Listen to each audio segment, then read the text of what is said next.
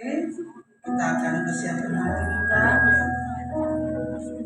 untuk beribadah sore hari ini.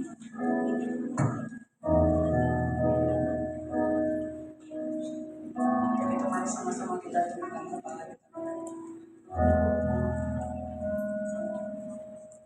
Bapak yang baik, di saat sore hari ini Tuhan, kami datang kembali lagi ke dalam rumah Tuhan. Kami mau beribadah kepada Tuhan. Kami mau memuji Engkau. Kami mau menyembah Engkau di tempat ini Tuhan. Biar ibadah kami di sore hari ini Tuhan menjadi ibadah yang berkenan di hadapan-Mu Bapa. Terima kasih Tuhan. Kami serahkan ibadah kami di sore hari ini, dari awal hingga akhirnya ibadah kami ini biar boleh berjalan dengan baik. Nama Tuhan dipermuliakan. Kami dikenyangkan oleh firman-Mu, berkati oleh firman-Mu Tuhan, dan kami dikuatkan Tuhan. Terima kasih Tuhan. Terima kasih Bapa. Haleluya. Amin.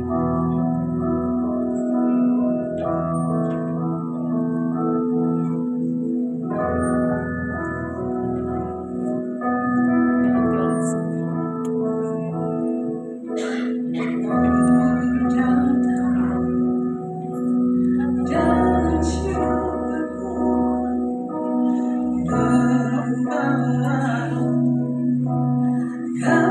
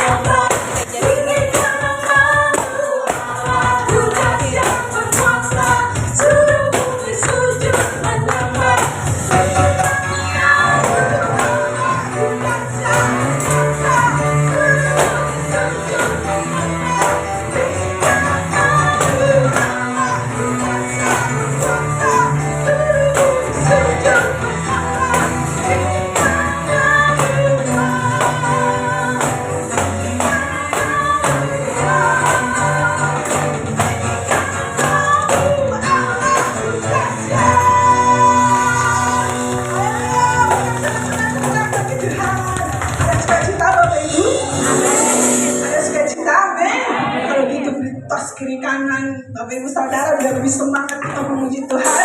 Haleluya.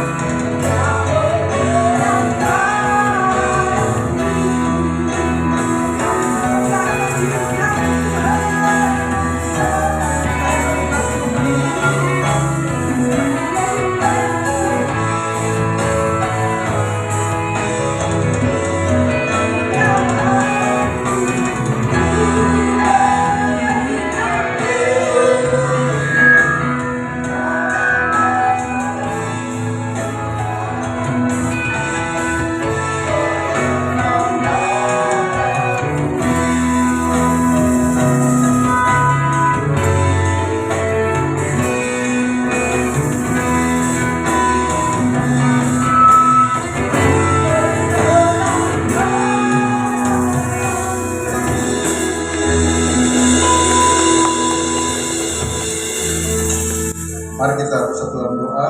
Tuhan Bapa di surga, kami bersyukur untuk sore hari ini kami masih dapat berkumpul, bersekutu, beribadah di dalam rumah-Mu, dan kami percaya Kau hadir di tengah kami, Tuhan. Dan Kau siap untuk memberkati kami, Kau siap untuk memulihkan kami, Kau siap untuk meneguhkan hati dan iman kami, Tuhan. Supaya hidup kami selalu terarah kepada Engkau, dan supaya hidup kami selalu berkenan kepada Tuhan.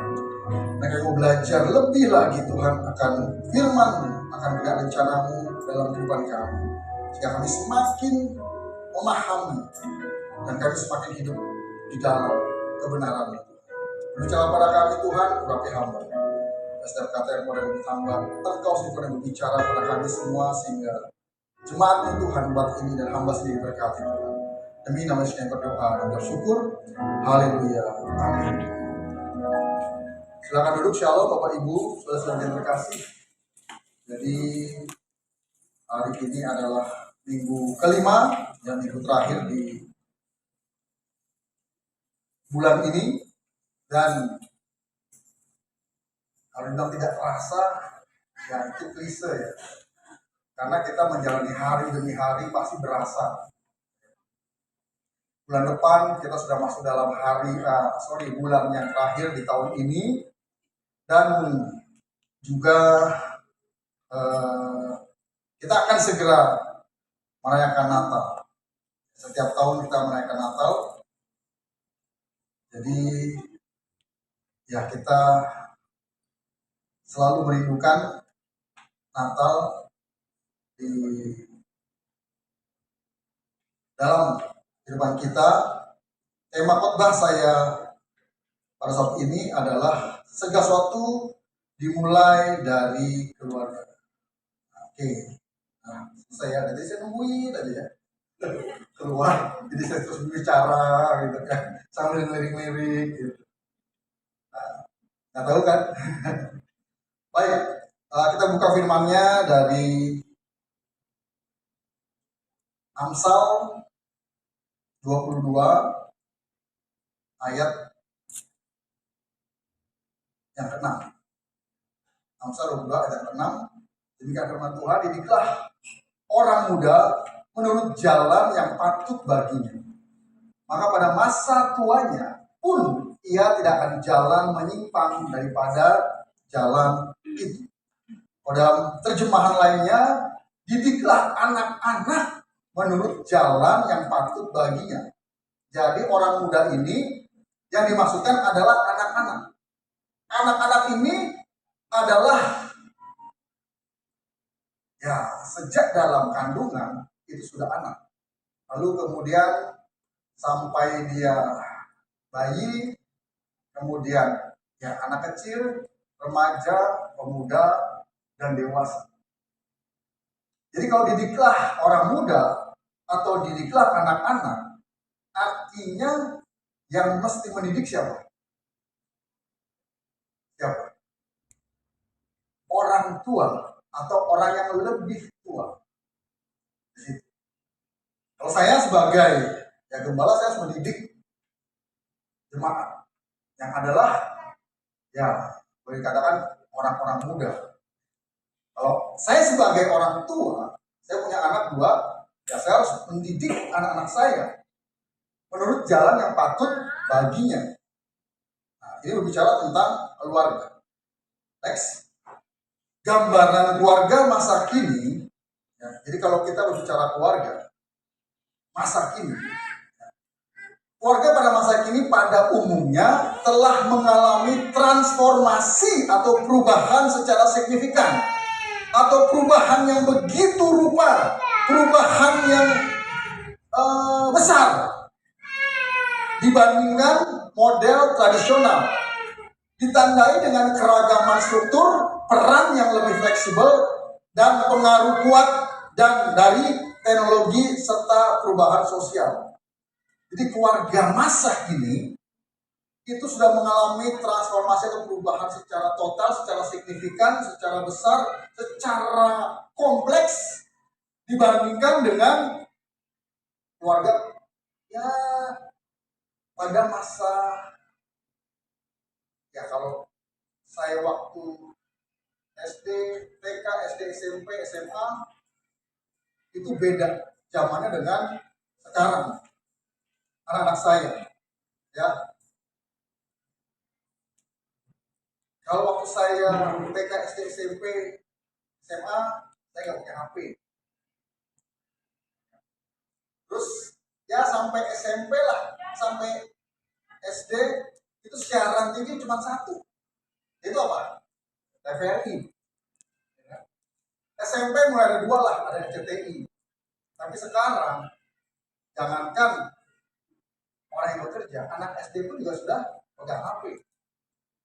Kemudian siaran TV banyak banget channelnya, salurannya, sehingga apa? Sehingga banyak pilihan. Dan itu adalah perubahan yang sangat signifikan. Nah, sekarang kita bicara next karakteristik utama keluarga masa kini. Apa saja? Next.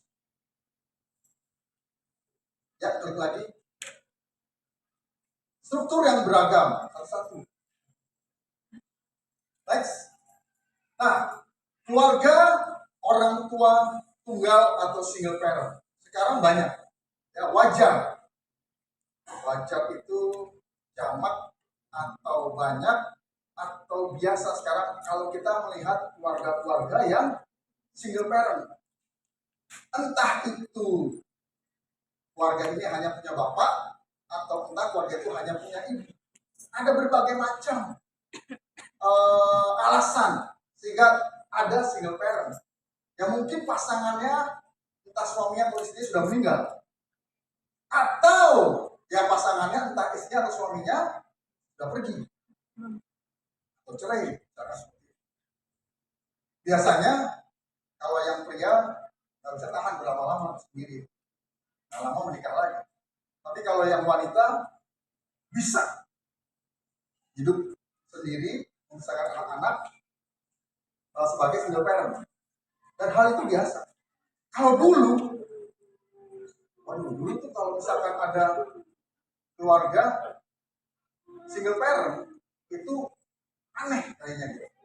Bahkan juga bisa jadi omongan tetangga. Apalagi kalau single parentnya adalah wanita, ibu gitu. Next, yang kedua adalah keluarga campuran, ya, yang terbentuk dari pernikahan kembali. Artinya begini, sekarang ini sangat wajar banyak terjadi. Yang tadi di keluarga single parent, bapak dan anak-anaknya. Kemudian ada lagi keluarga single parent, ibu dan anak-anaknya. Lalu keluarga yang single parent ibu ini dan single parent bapak ini, mereka menikah. Jadilah keluarga campuran. Kenapa? Karena si laki-laki ini, pria ini menikah dengan wanita ini, dia bawa anak. Dan juga wanita ini menikah dengan laki-laki ini bawa anak. Sehingga akhirnya terjadi dua keluarga menjadi satu. Dan itu banyak jadi masalah. Kenapa? Karena kebiasaan di keluarga itu dan kebiasaan di keluarga ini itu berbeda sekali. Apalagi udah antar suku, wah segala macam. Dan itu sekarang banyak terjadi.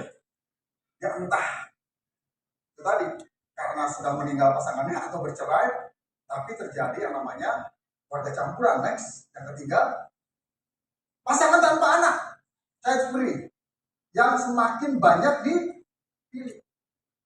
Ya mungkin 5 tahun, 10 tahun lalu di Amerika, Eropa itu wajar. Banyak terjadi keluarga-keluarga yang tidak mau punya anak dengan berbagai alasan. Yang jelas tidak mau repot. Yang kedua, si wanitanya nih atau istri atau ibunya, belum jadi ibu ya karena belum punya anak ya.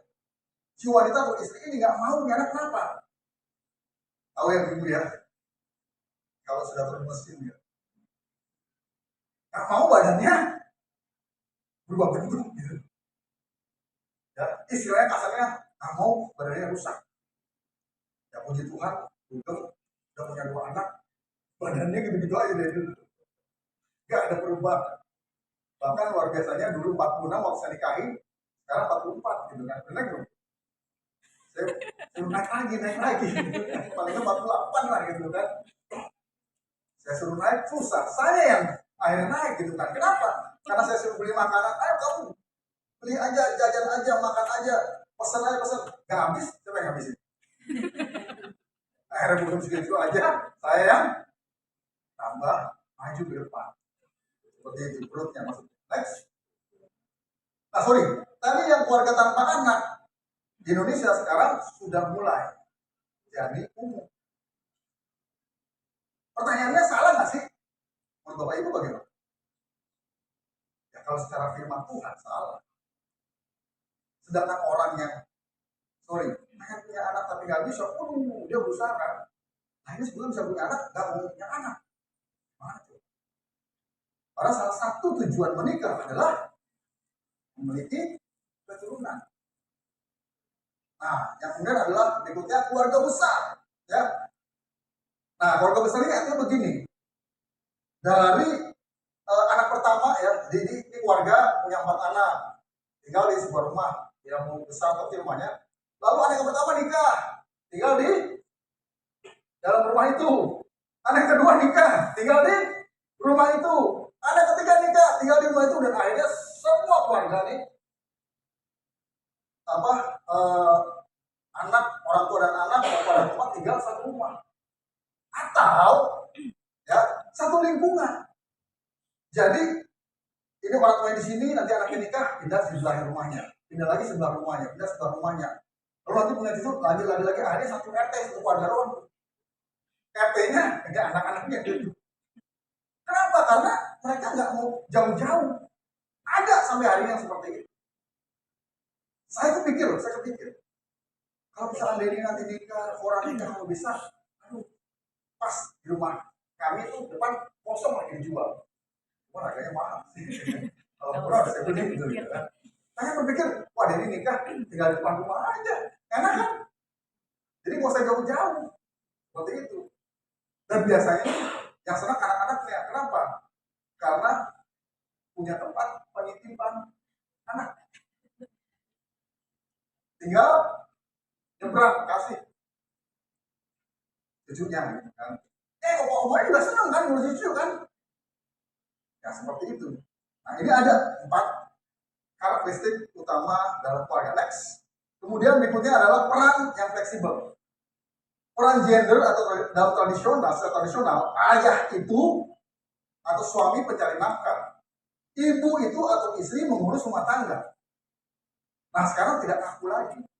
Jadi sekarang suami istri bisa bekerja. Suami istri sama-sama ngurus anak. Atau suami istri sama-sama bekerja, yang ngurus anak siapa? Mbaknya. Ambil satu orang mbak atau suster untuk jaga anak-anaknya. Atau baik tadi, titip ke orang tua, titip ke mertua. Kenapa? Karena suami istri kerja. Nah ini jadi masalah nggak? Ya sedangkan suami istri, suaminya kerja, istrinya kerja aja, ada masalah kok. Tapi peran ini fleksibel masa sekarang. Kenapa? Karena tuntutan kebutuhan, tuntutan zaman. Next.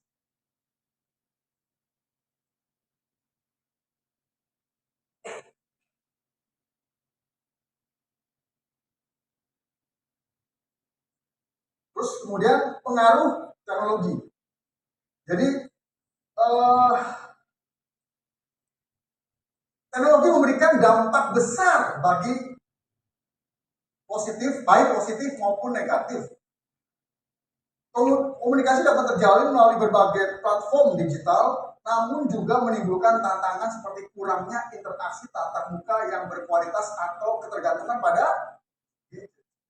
Bayangin, di satu rumah aja, sama-sama ada di rumah, mamanya ke anaknya pakai WA. Nak lagi ngapain? Lagi di kamar mah, lagi belajar, lagi baca. Ayo makan, taruh di rumah. Di rumah aja pakai WA. Begitu makan bareng, semua pegang gadget. Satu kemana, ada istilah mengatakan gadget, ya kan? Atau HP kita nih, mendekatkan yang jauh, tapi menjauhkan yang akhirnya apa? Ya, pengaruh teknologi juga begini loh. Jadi sekarang anak jarang bertanya sama orang tua tentang segala sesuatu. Kenapa? Bisa lewat gadget. Dulu Mbak Google, sekarang ada AI. Kenapa? Lebih canggih daripada orang tuanya.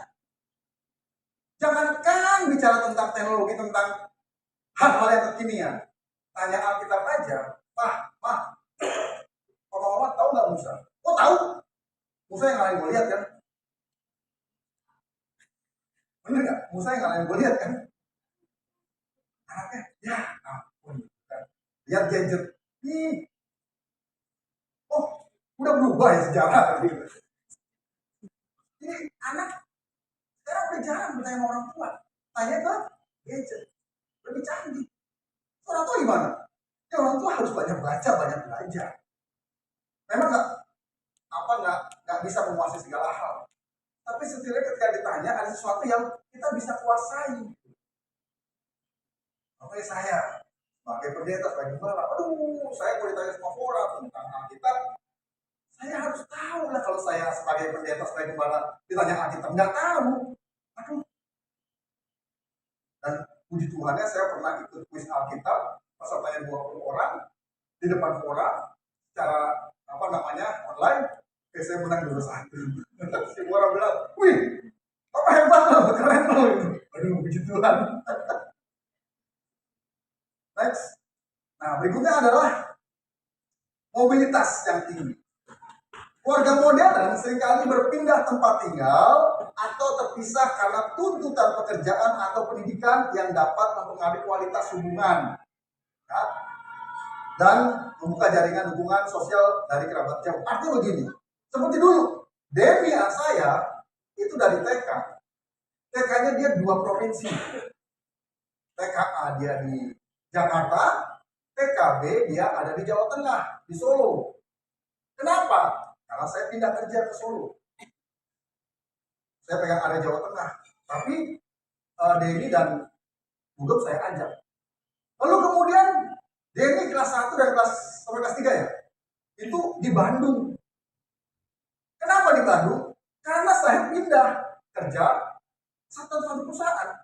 Pindah kerja ke Jawa Barat. Saya pegang area Jawa Barat. Nah, kelas 4, 5, 6 sampai SMA sampai kuliah, balik lagi ke Jakarta. Sempat saya ditawarin untuk pindah pegang Sulawesi. Tinggal di Makassar. Saya udah mau Bugem, yuk kita ke Sulawesi yuk. Kita tinggalnya bukan di Makassar, kita tinggalnya di Manado. Malah Bugem bilang, jangan. Pokoknya di Bali gitu ya. Kita ke kantor, bos, ada nggak bos Bali bos? Bali nggak ada. Tapi setiap kali saya pindah, saya ajak anak dan istri. Nah, kalau Cora, dia asli orang Jakarta. Dia lahir besar sampai hari ini di Jakarta terus, saya nggak pindah-pindah. Karena saya sudah tidak bekerja lagi secara umum.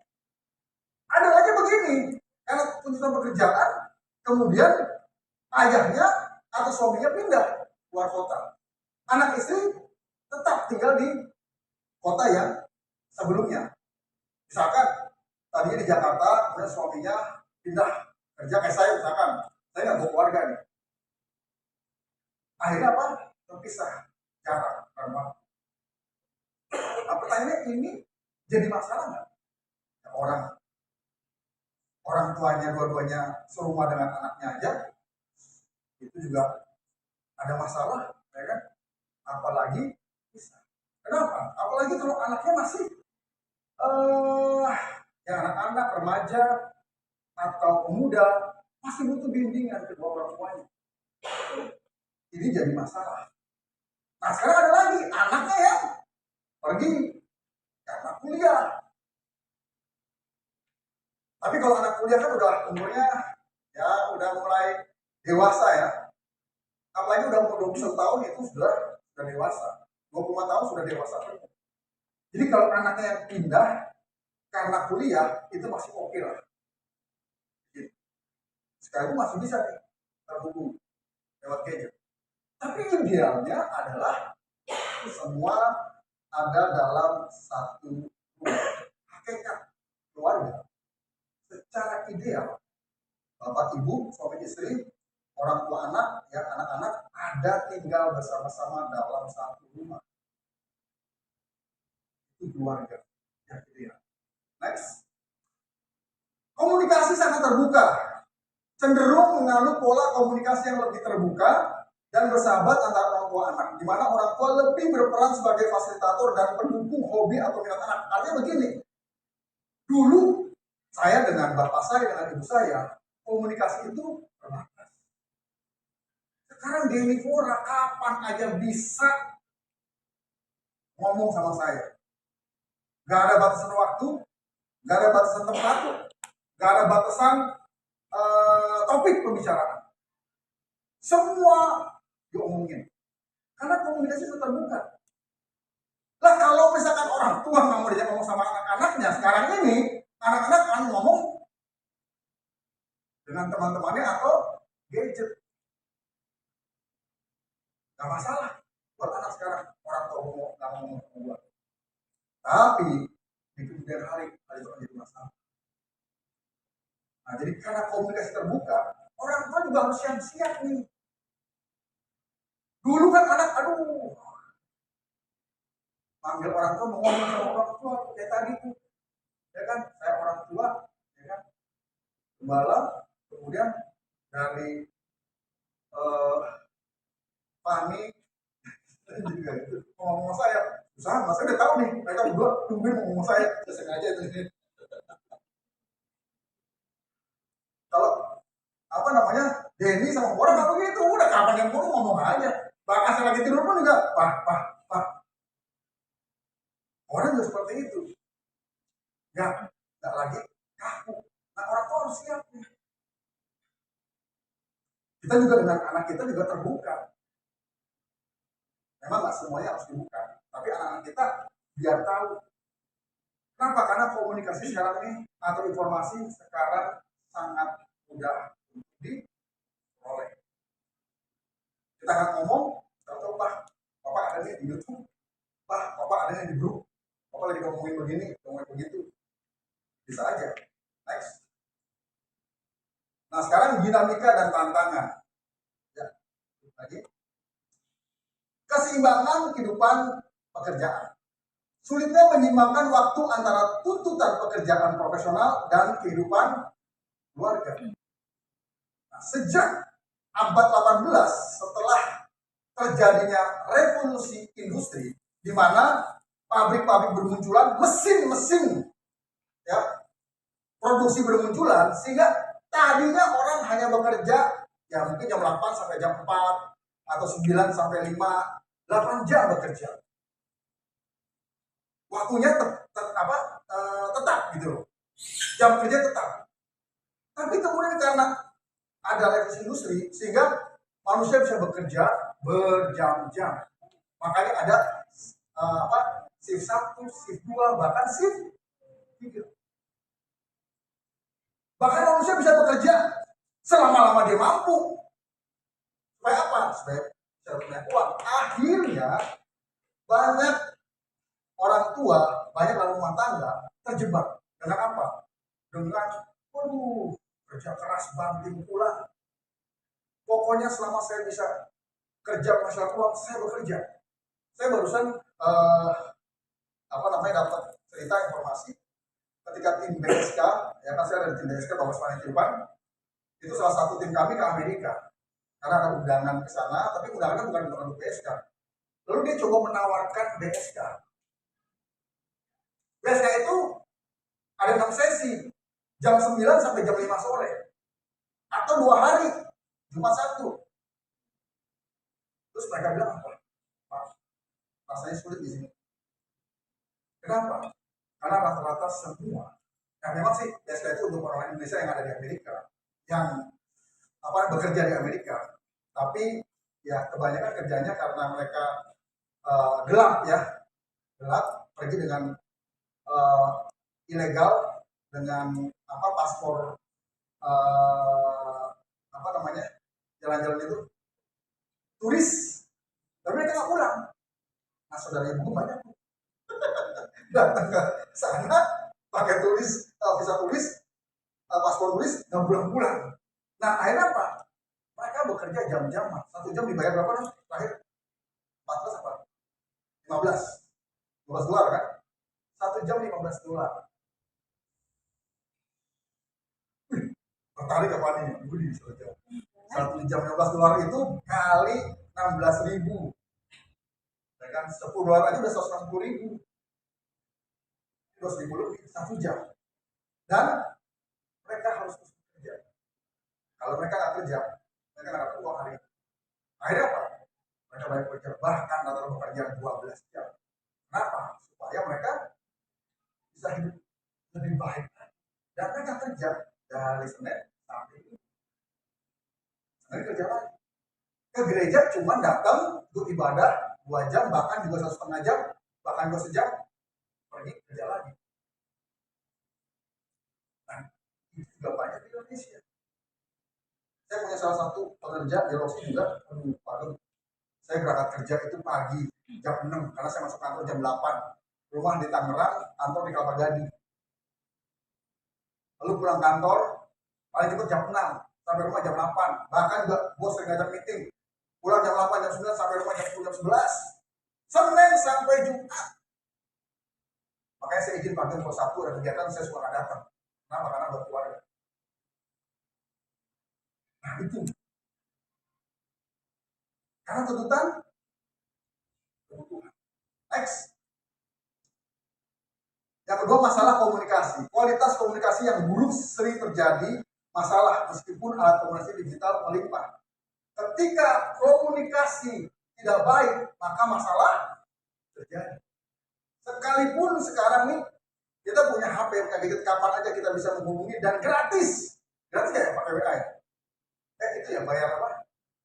bayar kuota ya. Oh, sorry, kuota saya bayar setahun.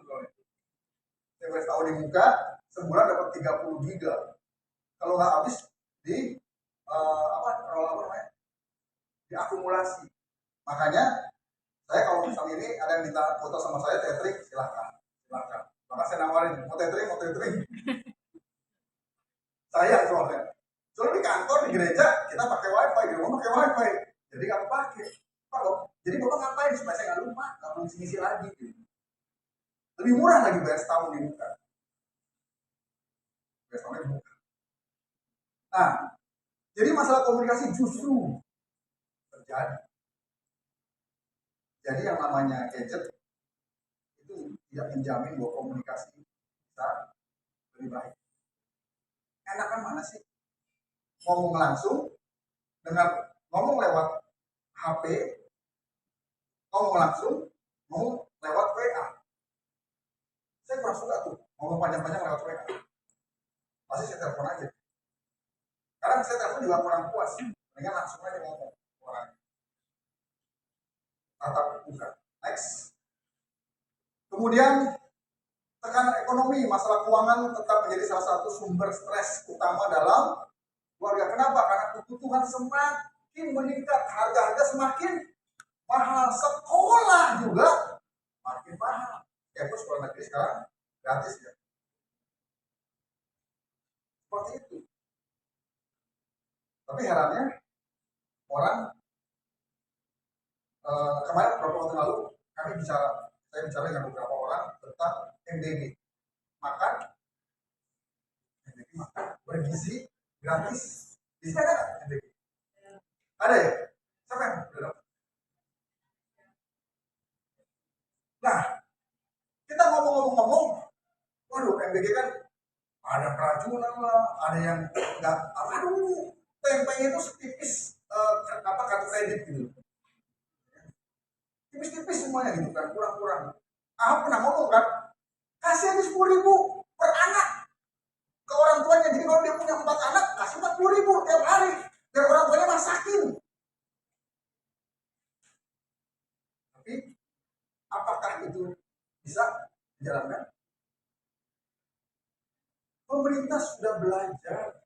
Dulu, yang mungkin masih ada yang ingat nih, itu di Jakarta, khususnya ada namanya rumah susun Marunda, sebagai Jumat kami dan kita harus ada di sana. Terus setiap minggu, seminggu ya, itu ada pembagian susu dan daging 1 kilo tiap keluarga. Kok apa yang terjadi? Mereka nggak masak, mereka jual. Itu jadi salah satu penadanya. Jadi kumpulin, ya kan, dijual harganya sama mereka 5.000. Saya kasih 5.000 per kilo, 60.000. Terus di sini juga pernah dapat masalah saya jual di sini. Ini daging murah nih. Terus mereka apa duitnya? Bukan semata-mata buat makan. Ada yang buat beli rokok, ada yang buat beli pulsa, ada yang sekarang dikasih uang, ada yang beli rokok, ada yang beli pulsa, ada yang jual di online. Makanya apa, pemerintah bingung, dikasih uang salah, dikasih barang salah, barang mentah ya, dikasih barang matang juga salah. Yang salah siapa? Yang salah kan penjara sekarang. Next. Isu sosial, peningkatan kasus perceraian, kekerasan dalam rumah tangga, dan campur tangan pihak luar, mertua, juga menjadi dinamika yang sering muncul. Ya, kita tahu berapa kali dikotakan dan berapa kali disajikan data perceraian itu semakin meningkat. Jangankan non-Kristen, Kristen aja dalam Kristen perceraian semakin meningkat. Lalu kenapa? Karena tekanan ekonomi. Akibat tekanan ekonomi, kebutuhan, maka timbul yang namanya KDRT, timbul yang namanya perselingkuhan. 3 hal ini yang sering membuat keluarga akhirnya berantakan. Itu apa? Finansial, ya, keuangan, KDRT, dan perselingkuhan. 3 ini yang paling banyak membuat keluarga jadi bercerai.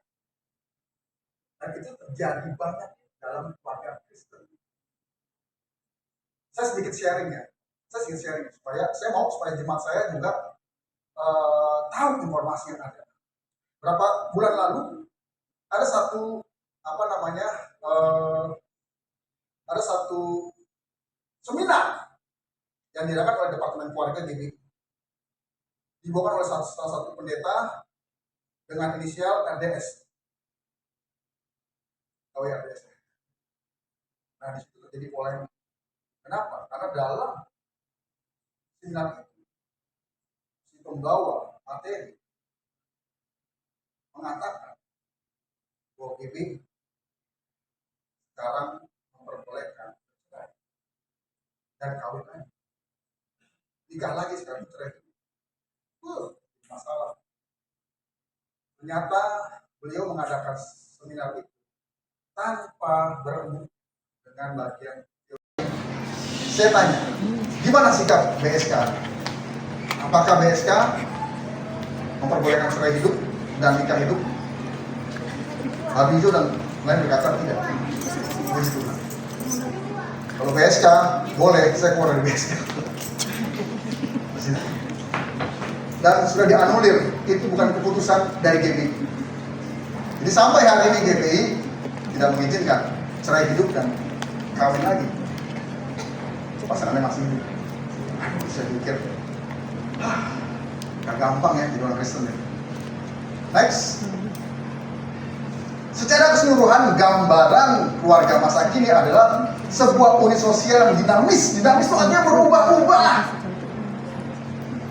tergantung kondisi keadaan, beradaptasi dengan perubahan zaman sambil tetap memegang fungsi fundamentalnya sebagai tempat utama untuk membentuk karakter dan memberikan dukungan bagi anggotanya. Jadi sekarang ini keluarga ini banyak yang tertatih-tatih. Tertatih-tatih artinya apa? Berjuang demikian berat. Kenapa? Karena situasi keadaan kondisi yang semakin tidak baik mempengaruhi keluarga. Sehingga banyak perundungan itu kan bully. Masalah bully juga di sekolah. Anak SD, SMP, SMA, kuliah, bahkan juga yang sudah S2 tuh. Kan terakhir dengar kan kabar kan mahasiswa atau mahasiswi Unsut ya, Undip ya, Undip di Boronegoro, Semarang. Itu dia ambil spesialis dokter, meninggal gara-gara kenapa? Gara-gara dibully oleh seniornya. Dan itu terjadi sampai hari ini. Bayangin, udah tua tuh, udah jadi senior, udah jadi dokter, masih ngebully. Salah satu jemaat kita di Roxy itu sudah ambil S2 di UI. Dan benar, tapi UI bulinya nggak terlalu parah lah. Masih ada sampai sekarang dari SD. Tahu kenapa anak bisa membuli dan jadi korban bully? Anak yang membuli, anak pelaku bully, kenapa? Karena dia membawa kemarahan dari rumah keluar. Kenapa? Karena di rumahnya dia suka dimarah-marahin, dimaki-maki, dipukulin, dan segala macam. Akhirnya dia penuh amarah. Dia keluar rumah, di sekolah, dia salurin itu kemarahannya ke siapa? Ke teman-temannya. Siapa yang jadi korban? Yang jadi korban adalah anak yang di rumahnya merasa tidak aman, merasa tidak nyaman. Kenapa? Karena orang tuanya sekalipun tidak memaki-maki, tidak memukul, tapi tidak memberi perhatian, tidak memberi kasih sayang. Anaknya nggak dipeduliin, nggak dikasih identitas, jarang dipuji, jarang diajak ngobrol. Akhirnya anak ini keluar rumah dengan insecure, nggak merasa aman. Akhirnya apa? Ada jadi anak yang pendiam, yang kelihatan lemah, pendiam, pemalu. Akhirnya apa? Ini anak yang penuh kemarahan hatinya, yang seperti itu dia bully. Kenapa? Karena pembuli itu sebetulnya orang yang pengecut. Dia hanya mencari korban yang penakut. Denny pernah Ya, dibully waktu di SD kan. Temannya suka ngeplak lah, suka nendang lah, suka nyekek lah gitu kan. Dia ini sih nggak kemudian takut ke sekolah, dia santai aja. Jadi ini tuh kayak mamanya, mau ke Bumi, mau apa namanya, gimana dia santai aja gitu. Ya. Tapi kan saya tahu, lalu saya bilang sama mamanya, ngomong sama gurunya. Tapi tetap begitu, akhirnya apa yang saya lakukan? Saya tanya Pak Dwijo, Pak, boleh nggak saya ajarin anak saya untuk membela diri, menangkis, mendorong, dan apa namanya, menghindar. Ini kok tiba-tiba jadi keras ya. Nah, apa namanya, jadi kalau ada temennya yang nyekek gitu kan, saya ajarin begini deh, dorong, tapi tidak memukul. Terus nangkis, saya latih tiap hari. Nah, suatu ketika teman yang ngebully ini mau mendorong Denny, kan Denny sudah saya ajarin. Jadi begini, set, temannya apa, maju ke depan, kena kakinya, jatuh, kepalanya kena tembok, sakit. Sejak saat itu nggak ngebully lagi. Fora, si Fora di kelasnya, Fora bukan anak yang pendiam anak ini, tapi teman-temannya dibully sampai Fora juga coba dibully. Saya bilang, kamu ngomong baik-baik, tegur baik-baik, udah Pak, anaknya tinggi gede nih, anak laki nih gitu kan, tapi dia juga masih terbully. Terus kemudian kamu tegur, kamu marahin, udah Pak, malas makin. Kamu padu sama guru, udah Pak, tapi anaknya nggak bisa dibilangin. Ya sudah, oke, karena sudah tidak bisa ngomongin baik-baik, sudah tidak bisa dimarahin lagi, dan guru juga tidak bisa nanganin.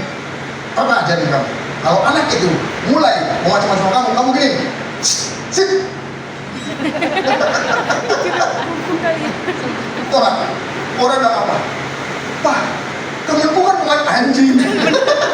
Saya bilang, udah gak apa-apa. Dia ngomongin baik-baik gak bisa, dimarahin gak bisa, udah ngadu ke guru gak bisa. Ya sudah, pakai cara papa. Sip.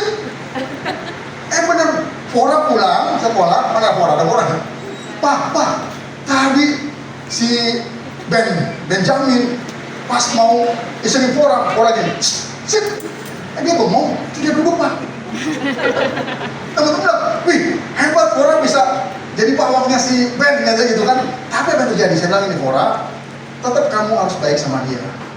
Kenapa? Siapa tuh dia punya masalah di rumah. Dan memang ada masalah di rumahnya. Nah, suatu ketika saya nganterin Fora nih, naik motor nih sampai sekolah. Itu si Benjamin itu, dia lari ke Fora, Fora gitu kan. Sini, tasnya aku bawain. Saya lihat, manis bener nih anak itu. Sudah dapat treatment dari Fora. Dan bukan hanya Fora, sama teman-temannya juga udah nggak lagi. Kayak temennya kan, Fora Ben gitu kan, Fora Ben nih gitu kan, Ben. Jadi kalau anjing nakal, sip. Tapi kalau anjingnya nggak nakal, sip. Kalau anjingnya sudah nurut, sip. Itu bedanya. Tapi begini, ketika saya belajar jadi pelatih anjing, saya belajar dulu jadi pelatih anjing. Dan saya punya sertifikatnya dari PERKIN, Persatuan Kinologi Indonesia, kerjasama dengan K9. Nah, terus prinsip dalam melatih anjing ada 3. 1, jangan buat anjing itu takut. Dengan apa? Kita terlalu keras terhadap anjing itu. Kita pukul, kita hajar supaya anjing itu nurut sama kita. Akhirnya anjing itu takut sama kita. Kita datang, dia pergi, dia ketakutan. Nggak boleh. Yang kedua, kita jangan buat anjing itu jadi lawan sama kita. Kenapa? Karena kita kurang tegas. Jadi anjingnya ngelawan. Anjing tahu perasaan loh.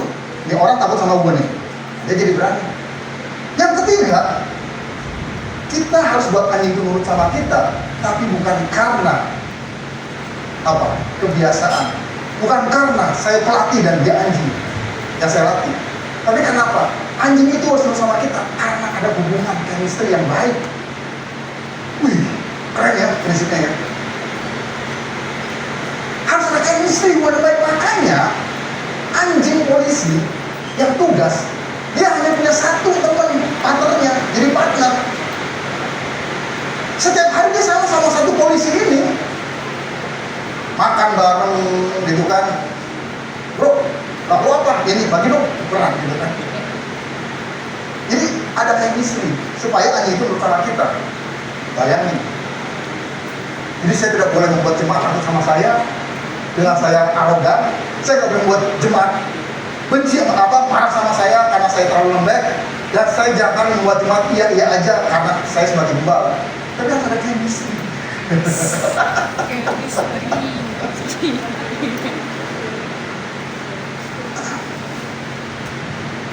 Next. Dampak terbesar dunia masa kini secara umum adalah banyak orang tidak memilih untuk beribadah kepada Tuhan secara benar. Jadi yang menambah masalah lagi apa? Banyak orang, banyak keluarga-keluarga yang sekarang ini memilih tidak beribadah dengan benar. Artinya apa? Ke gereja itu hanya sebagai rutinitas. Ke gereja hanya formalitas. Tadi pagi di Roxy itu apa namanya? Sorry ini ada air nih. Alat musik gimana nih? Apa namanya? Di sini itu alat musik tuh. Nah, tadi pagi khotbahnya tentang keluarga. Jadi apa namanya? Kita beribadah itu bukan karena rutinitas. Jadi datang ke gereja, katanya ada 4 kategori ya. 4 kategori jemaat sesuai dengan Alkitab. Yang pertama adalah orang asing. Orang asing itu yang datang pertama kali ke gereja, gak kenal siapa-siapa. Ini orang asing. Kita sebagai jemaat lama, kita harus menyambut orang asing itu. Yang kedua adalah pendatang.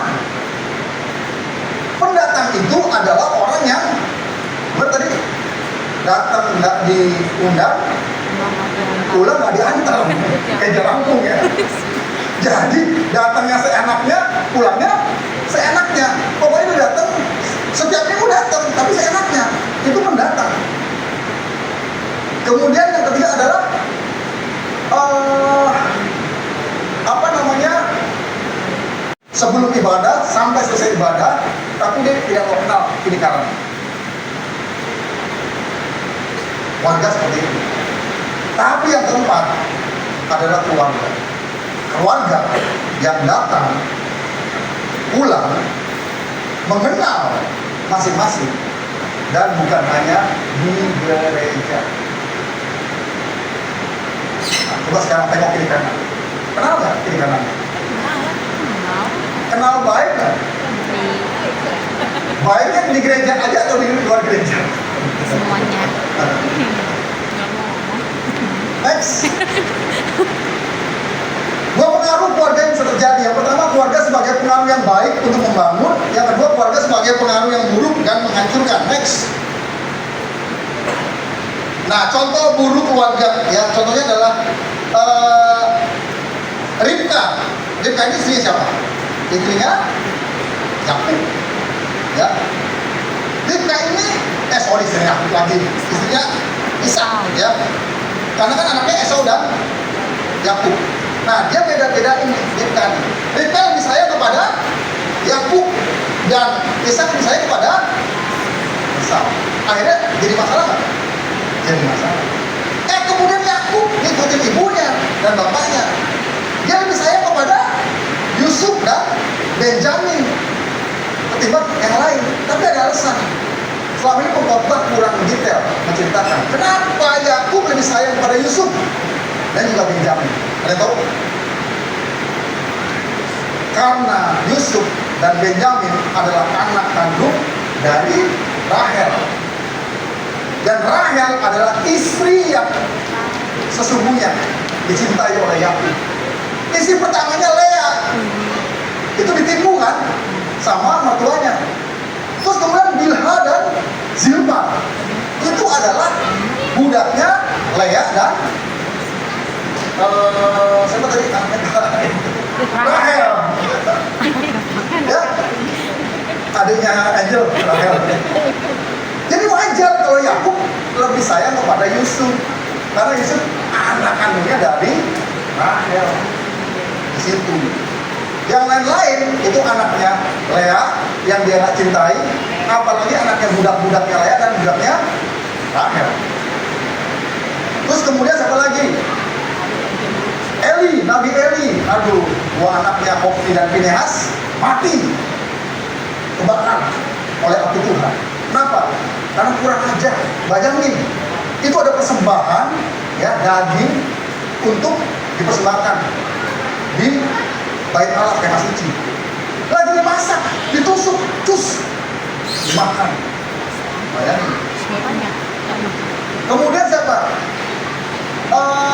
Eli punya anak rohani, yaitu siapa? Samuel. Samuel juga tidak bisa mendidik anak-anaknya. Abia sama saya namanya. Anak-anak Samuel juga benar. Lalu Samuel punya anak rohani siapa? Daud. Daud gimana anaknya? Hampir setengah kayak kacau. Absalom berontak, anak kandung loh, berontak pengen bunuh bapaknya. Kemudian antara keturunan si Daud itu punya kaum istri. Itu anak-anaknya pada ribut, berebut tahtanya Daud. Next. Nah sekarang pengaruh waktu dan situasional. Next. Nah jadi yang mempengaruhi seorang anak tumbuh kembang atau kita masing-masing juga. Yang pertama adalah masa lalu. Bagaimana masa lalu kita di dalam keluarga kita ini? Biasanya kalau orang yang terluka, kalau orang yang sakit, kalau orang sakit hati maksudnya, kalau orang yang kepahitan dan belum beres, maka akan terbawa sampai sekarang. Makanya Bapak Ibu, hati-hati ketika kita mendidik anak-anak kita. Jangan kita mendidik anak kita jadi sakit hati, kepahitan, marah, benci. Kenapa? Karena kalau nggak diberesin, itu akan terbawa terus. Orang yang terluka akan melukai orang lain. Orang yang penuh dengan amarah akan memarahi orang lain. Orang yang dijahatin, dia akan jahat kepada orang lain. Kalau tidak dibereskan masa lalunya. Next. Berikutnya masa kini. Sebuah keluarga terbentuk diawali dari sebuah pernikahan di mana di dalamnya harus saling berusaha untuk mengasihi dan bukan menguasai. Walaupun dari latar belakang sifat dan perilaku yang berbeda. Ingat, ada statement mengatakan begini. Masa depan kita ditentukan masa kini sekarang. Masa lalu sudah beres dan masa kini juga harus beres. Jangan sampai masa lalu nggak beres, masa kini nggak beres. Masa depan juga akan tidak beres. Makanya begini, kita jangan bicara masa lalu lagi deh. Bereskan masa lalu dan kita hidup dalam masa kini. Lupakan yang dulu supaya apa? Masa hidup kita sekarang itu baik. Sehingga ketika masa hidup kita sekarang baik, maka masa depan kita akan baik. Next. Masa yang akan datang. Untuk mempersiapkan generasi yang akan datang bukan hanya tugas gereja, tapi lebih kepada tugas setiap keluarga untuk ikut memberikan dampak dalam membangun keluarga masing-masing. Tugas utama mengajar, mendidik anak-anak ada di gereja. Jangan menyalahkan gereja. Ada anak yang masih bandel, anak yang kurang ajar, anak yang wah bermasalah. Yang disalahin guru sekolah minggu. Yang disalahin pembina pemuda remaja. Yang disalahin gembalanya. Lah, anak siapa?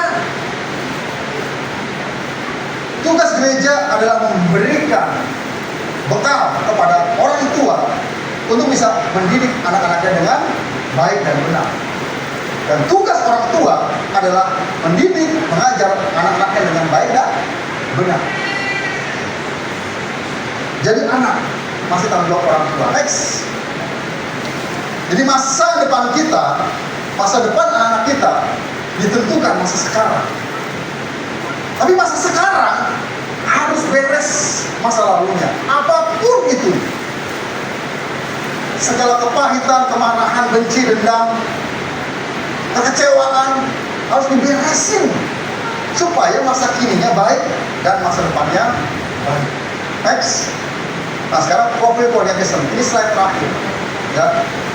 Satu, memiliki hubungan yang benar dengan Allah. Saya ambil satu ayat Yosua 24 ayat 15. Bisa dibuka?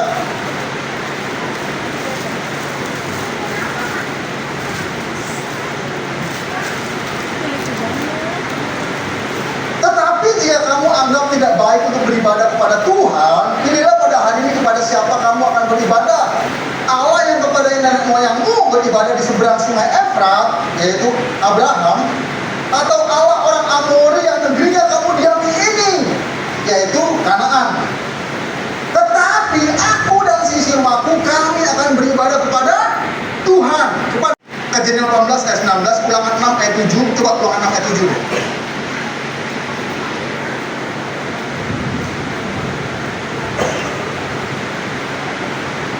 Ulangan 6 ayat 7.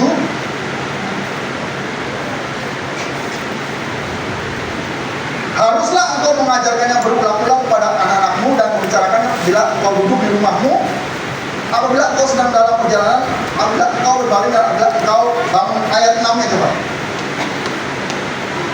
Ayat 6-nya. Apa yang kuperintahkan kepadamu pada hari ini haruslah engkau perhatikan. Ya, apa sih perintahnya? Kasihilah Tuhan Allahmu dengan segenap hatimu, dengan segenap kekuatanmu, dengan segenap akal budimu. Dan ajarkanlah itu kepada anak-anakmu. Dan ajarkan itu berulang-ulang. Waktu kamu duduk, waktu kamu berbaring, waktu kamu jalan. Terus berulang-ulang. Kenapa? Karena setiap kita harus diajar berulang-ulang. Harus dikasih tahu berulang-ulang. Harus diingatkan terus. Karena kita cenderung lupa. Maka ada lagunya kan? Lupa lagi ayatnya. Kita sering lupa. Next.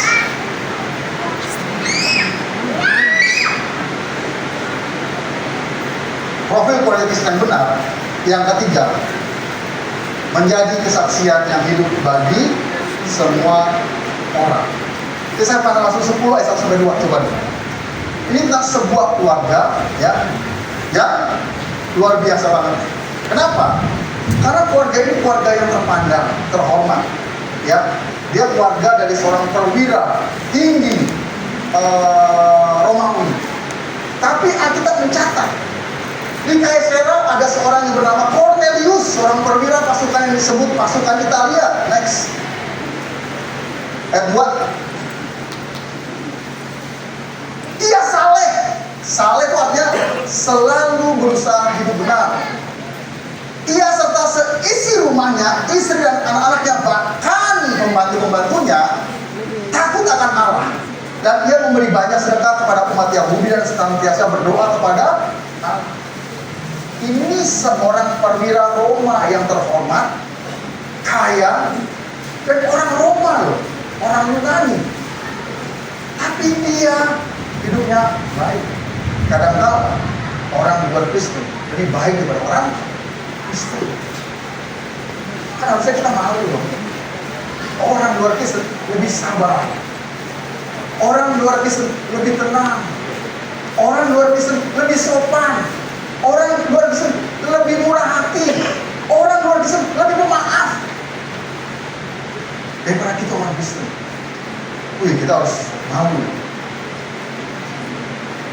Dan bukan aja kita yang malu, Tuhan juga mungkin malu.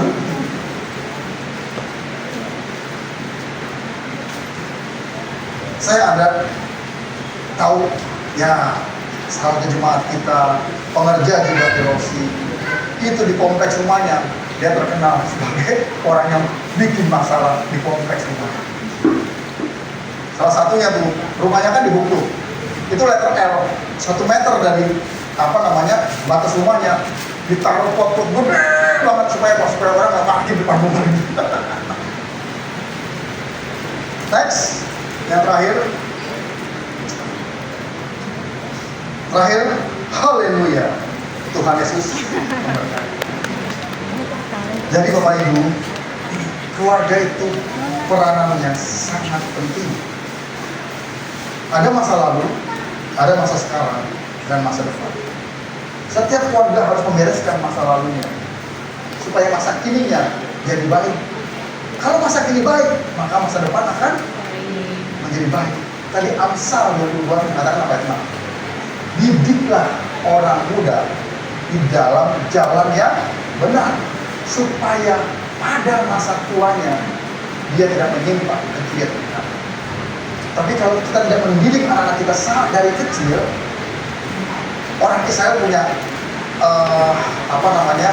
statement begini. Saya ulangi lagi. Ketika orang tua, ayah dan ibu, tidak mendidik dan mengajar anak-anaknya dengan baik, maka dia sedang membesarkan seorang penjahat. Kenapa? Karena anak yang tidak dididik, dia diajar dengan baik, dia besarnya, ya karena tidak diajar akan kurang ajar. Karena tidak diajar dengan baik, akan menjadi orang yang tidak baik. Penjahat loh. Karena tidak dididik, tidak diajar dengan baik.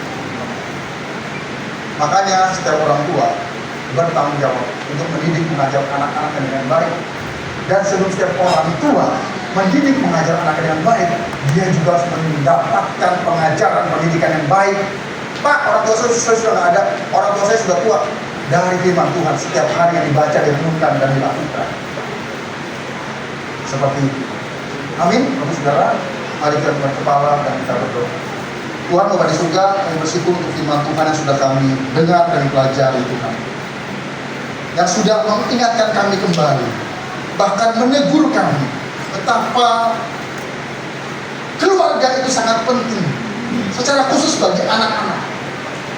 Karena di dalam keluarga lah anak-anak memperoleh pengajaran pendidikan yang baik dan benar, secara moral, secara etika, secara sopan santun, dan juga secara rohani, secara spiritual, supaya setiap anak-anak tumbuh kembang, bertambah besar, bertambah dewasa, menjadi orang-orang yang saleh, orang-orang yang takut akan Tuhan, orang-orang yang hidupnya baik dan benar, baik secara moralnya dan benar secara spiritualnya Tuhan. Dan kami mau anak-anak kami Tuhan dididik, diajar dalam takut akan Tuhan. Dan kami mau anak-anak kami tumbuh besar menjadi anak-anak yang takut akan Tuhan. Ampuni kami Tuhan, kalau selama ini kami salah dalam mengajar dan mendidik anak-anak kami, melalui kekerasan, memukul, menendang, memaki-maki, membentak-bentak, membodoh-bodohi ya Tuhan, bahkan mungkin mengutuk. Kami bertobat dan kami mau menjadi orang tua yang baik, orang tua yang benar, yang mendidik, mengajar anak-anak dengan baik dan benar. Dan itu dimulai dari hidup kami sebagai orang tua. Kami harus terus belajar, kami harus terus mendapatkan pengajaran dan pendidikan dari firman Tuhan yang kami baca, yang kami renungkan dan kami lakukan. Terima kasih Tuhan. Mau berdoa untuk setiap keluarga, untuk setiap orang tua yang ada. Berikan mereka hikmat, berikan mereka kecakapan, kemampuan, kerendahan hati, kelemah lembutan dalam mereka mendidik anak-anak mereka ya.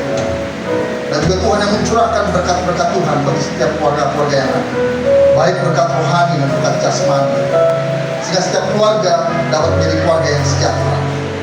Kami kami berdoa, kami bersyukur, haleluya, amin. Puji Tuhan.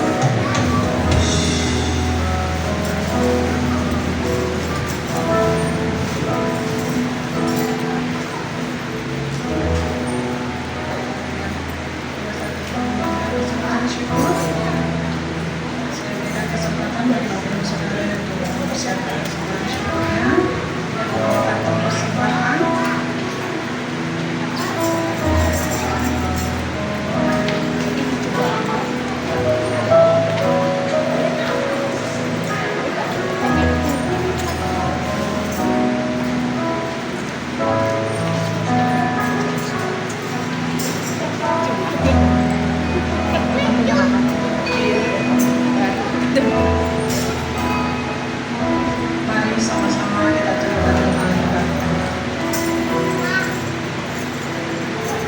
Terima kasih Tuhan. Sekali lagi kami bersyukur dan berterima kasih untuk berkat firman Tuhan yang kami dapatkan pada sore hari ini. Sekali lagi kami mau berdoa bagi keluarga-keluarga, jemaat di Sungai Yordan di tempat ini, Bapak. Dalam keluarga, jemaat ini menjadi keluarga saling mengasihi dalam kasih Tuhan, saling menghargai satu dengan yang lain. Dan kami juga sebagai orang tua, kami bisa mendidik anak kami dengan baik dan benar sesuai dengan firman Tuhan, teladan firman Tuhan. Untuk itu dimulai dari diri kami sendiri sebagai orang tua, Bapak. Kiranya kami boleh tetap belajar untuk mendekatkan diri kepadamu, membangun hubungan dengan Engkau, belajar lagi dari firman Tuhan, sehingga kami semakin dibahkan menjadi pribadi yang baik dan berkenan di hadapan-Mu, sehingga kami boleh menjadi teladan yang benar bagi anak-anak kami, Tuhan, sehingga keluarga kami boleh menjadi saksi Kristus di mana kami berada. Berdoa bagi Bapak Gembala kami yang sudah memberkati kami dengan firman Tuhan. Tuhan Yesus sertai Bapak terkasih, berikan kesehatan yang baik bagi Bapak dan keluarga, berkati pelayanannya dimanapun Bapak Gembala kami, Ibu Gembala kami bersama keluarga berada. Biarlah boleh menjadi teladan yang baik dan benar bagi kami jemaat-Mu dimanapun Bapak Gembala dan Ibu Gembala berada. Biarlah nama Tuhan dimuliakan. Terima kasih Tuhan, kami mau memberikan persembahan syukur kami sebagai ungkapan syukur atas kebaikan-kebaikan Tuhan yang telah kami terima. Kami siap untuk memberikan persembahan kami, Bapa, dan ke dalam tangan-Mu kami berdoa dan mengucap syukur. Haleluya. Amin.